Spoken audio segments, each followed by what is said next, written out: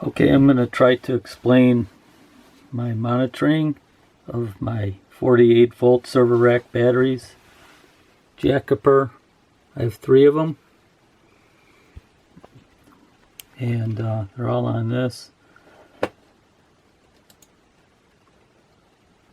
So all 3 of them separate, and it shows all 16 cells in there on each battery. And I also have the voltage for each battery pack, the current for each battery pack, capacity for each battery pack, SOC is reported by the battery for each battery pack, and probably some other data in here. Anyway, I'm going to just give a brief overview of what I've observed. So for right now, this is a 24-hour capture of the data, and this is yesterday when it was last charging. Then all these dips are when the heater went on. I have a space heater in the battery compartment, and it's been pretty cold here in Wisconsin, so you can see every dip here. It's during the night. Here's when the sun comes up, starts charging more. Up here is the peak of the solar charge controller, and then it drops down to the float level where it shouldn't be charging anymore, and I'll explain what these divergence is here. Same thing with the other batteries. Same. This is battery 1 I just showed. This is battery 2, same thing, and battery 3. Pretty much the same, although they vary. You'll see when I blow it up. And then the same thing for the voltage levels. Here's starting from yesterday when they were, I think, late afternoon. Then night, here's the battery voltage. And so between 53 and 54 volts, holding pretty steady. And then as the sun comes up and starts charging, it climbs up to its peak. And the current, you can see here, is where yesterday when it stopped charging, 0, and then it made these, every one of these dips is the peak, minus 5 amps, so a total of 15 amps because there's 3 batteries, roughly. How much current it takes to run the heater. And I have a few other loads here, but the heater is the big load. And then here's where it charges. Sun's kind of up and down, and goes up and down. What the BMS does, so anyway, that's a 24-hour overview. I want to show what the BMS does with the voltage. I'm going to go here to, let's say, the last 12 hours. We'll do half the time frame. And now this orange line here, I don't know if it showed up in the other one. You can see it's different voltage than these other ones. These top ones are the 3 different battery packs that is being reported by the Jakiper battery, by its BMS. And this orange one is the solar charge controller. And the reason it's reporting less is that I calibrated it for the voltage drop in the cable. And if I calibrated it for the top, you know, like up here, if I calibrate for up here, then it's off on the lower voltages. So that's why it's way lower on all these. And then as the voltage climbs up, it gets closer to what it should, actual voltage of the batteries. So anyway, yeah, what the BMS does, and I'm going to blow this up even more. I'm going to make it to, let's go to 3 hours. And these, you can see still, all these 3 packs are pretty close to the same. I'd have to blow it up even more. But what the BMS does, they're all interconnected, so what it does is try to keep the voltage same on all 3 battery packs. And if I go down here to current, charge current, you can see that it keeps the voltage the same, here at the expense of how much current it's letting into the batteries, each battery. Because you can see here, this blue line is the battery pack number 3, and it's a lot lower current than these other two. And there's probably a reason for that, which is why I've been studying this and trying to figure out. Now the battery capacity, these straight lines here, are what Jakiper programmed in. I don't know how they did it. They did a quick test of it, and they came up with, this is its full capacity. Well, they're 100 amp hour batteries. This actually, so 100 amp hour, not milliamp hour. But they say like this one was 103 and this one was 101, you know, whatever. So they said this is 100%. So I use those values, you know, as 100%, like for the SoC. You know, they might be higher, they might be lower, but we'll get to that. Anyway, as it comes up here to 100%, now I don't have the time reference the same on all these 3 different things because I squeezed them. But anyway, as they come up to 100%, that's closer to the peak here. Somewhere in here is the peak. And so I've been fiddling with voltages because, like, they say to go up to 56 volts. Well, you know, that's what they recommended. They'll recommend higher too, but at 56 volts here, you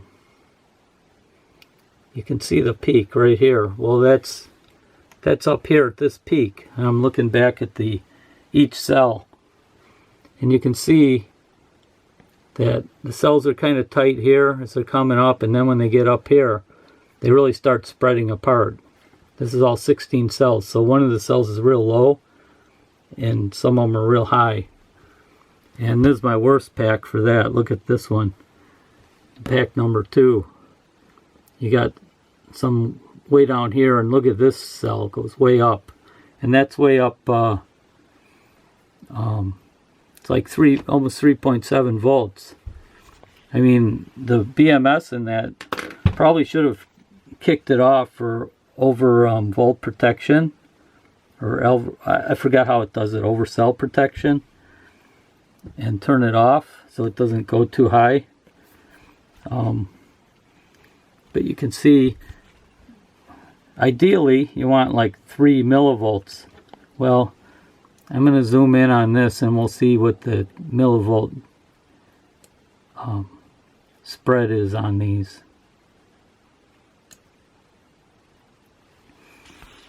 And I have that down here called the differential. That's the right term. So I had 233 millivolt differential on this battery pack number 2. Where am I? Looking through the camera here. 233, and that was on this pack here. So ignore this blue line, that's just a reference, and this one straight line here is a reference at 3.5 volts. But what you can see is that the lower cell is this purple line. I mean, that's the lower voltage one, which right here, it's right on 3.4 volts. 3.4 volts.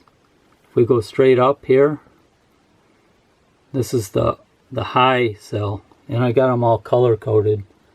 So that bright green one is cell number 9, I think. And if I go across here, this is 3.6 volts, 3.65. See, it's way up above 3.65, which is supposed to be the top. So this spread here is way too high, which means, of course, the cells aren't balanced. And like I said, this point here, I can pinpoint it by just putting this on here and it'll show the exact time. I have 12:59:57. We can go back to our over here and find the right time. 12:59:57, right around here. That's 56.4. But we have this peak here when it got up near 56.8. And the orange line isn't showing up because that's the controller. So I turned that down, but still, these are within their within Jakiper's ratings, you know, or LiFePO4 lithium iron phosphate range. You're supposed to be able to go 57 some volts. So here's this peak here is this peak here. And then it dropped down some. But anyway, yeah, these differentials on all of them,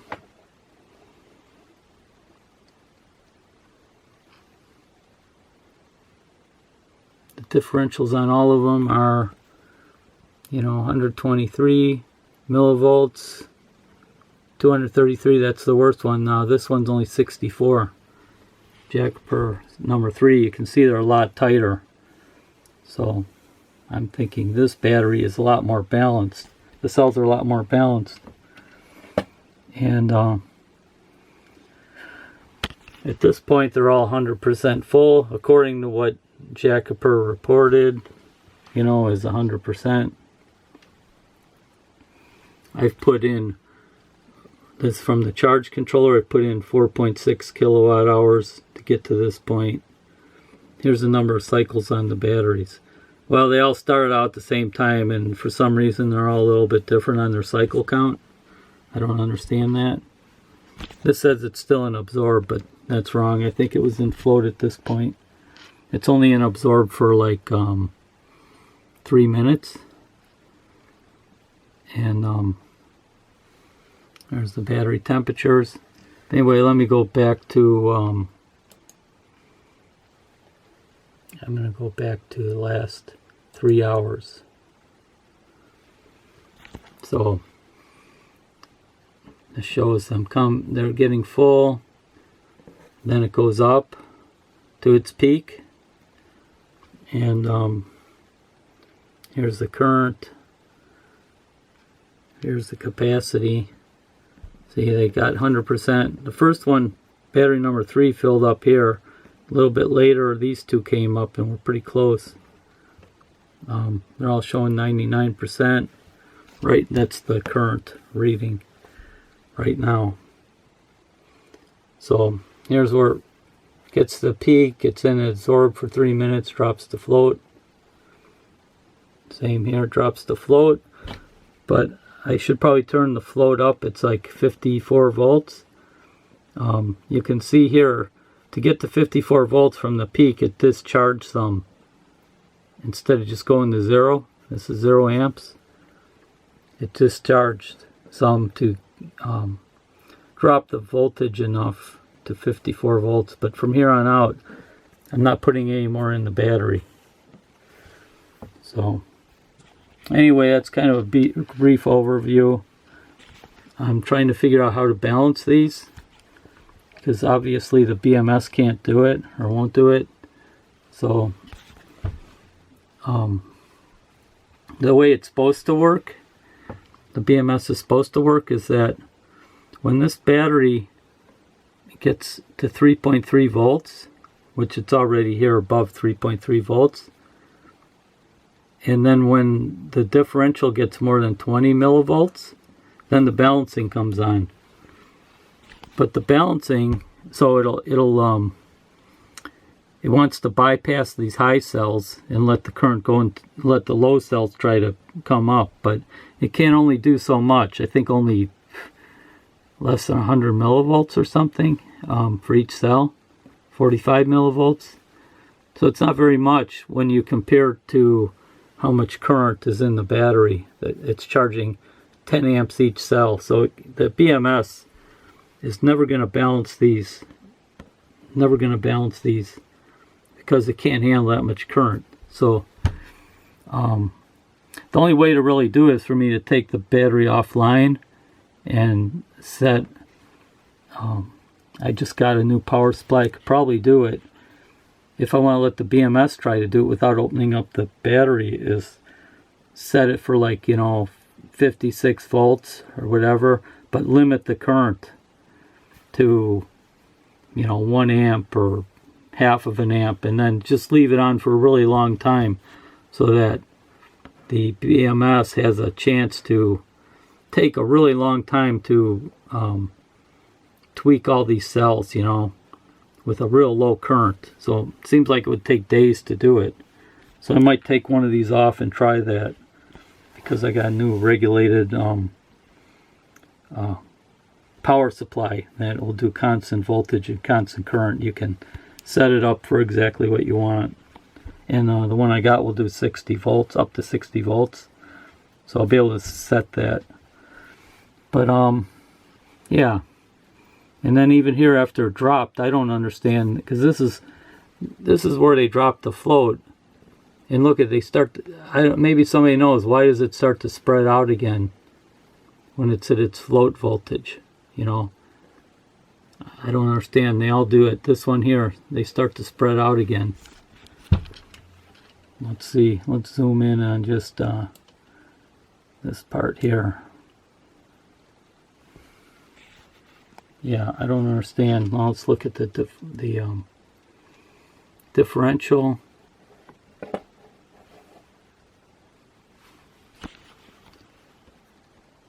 $97, $187, $33. Like I said, that battery number 3 seems to be the best as far as the cells being balanced. So anyway, yeah, you think you'd buy these and they'd come balanced or close to balanced, but they didn't. They didn't. Definitely didn't. And that's too bad for me. Anyway, these are the before the Pro model. It's the JK48v100 100 amp hour packs. And I don't know. I'd love to listen to any comments anybody has. And I can tell you the way I'm monitoring these is I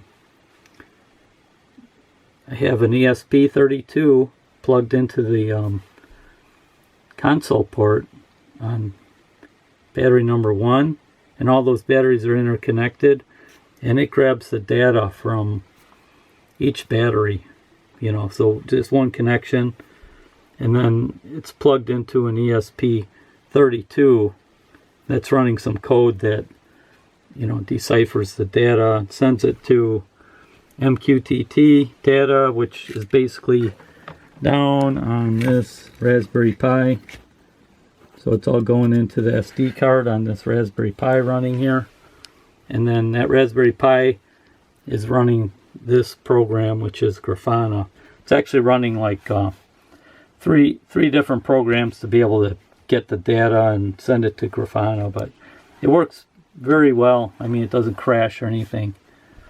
So and you could see I went back 24 hours in history on that. So anyway, that's an overview of this. I'll put a link in the description or somewhere to where you can get this software. This software should work on any Jakiper or SOK batteries, because they have the same kind of BMS. It might work on some others, but somebody will have to try it and see. It uses Pylon Tech code, and I don't know if it's the same on all the batteries, but anyway, there you go. I know it's kind of long, but I thought I'd give a give a little bit of what I'm watching here, and would love to hear any comments. Love to hear any comments of why these act like this and how to solve it, if anybody's done it themselves.